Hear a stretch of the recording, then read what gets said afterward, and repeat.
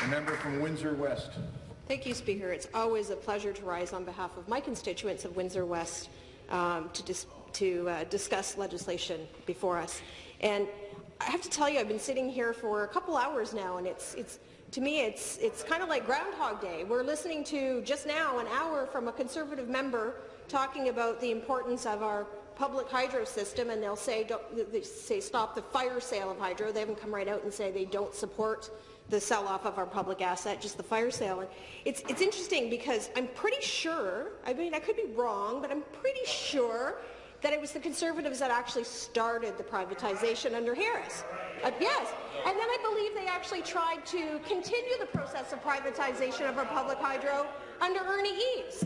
And I think it was public outcry that actually stopped that from happening, and I'm sure the member from St. Catharines would know more than I would, but I think there might have even been a lawsuit against the government to stop the privatization. So I find it interesting that we now have Conservatives saying that they don't support what the Liberals are doing, when really they're just one and the same.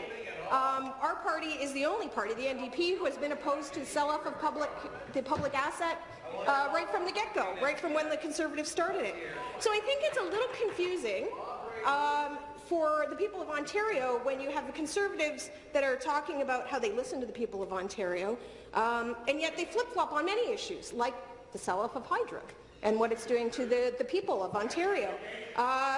Health and physical education. Their leader seems to say whatever he thinks people want to hear. He doesn't seem to really know what he stands for. Auto jobs. They didn't support auto jobs. They said let the industry die. We don't pick winners and losers. And yet you'll hear them stand up now and talk about how great auto jobs are. We'll even hear their leader say that he supports labour, he supports unions, and yet 4 months before he said that, his party stripped teachers of their right to strike. They voted with the Liberals to strip them of the right to strike. So I think that maybe this party, although we agree with them that hydro rates are out of control, I think this party really needs to sit down and think about what it really is they stand for and come clean with the people in the province. Thank you.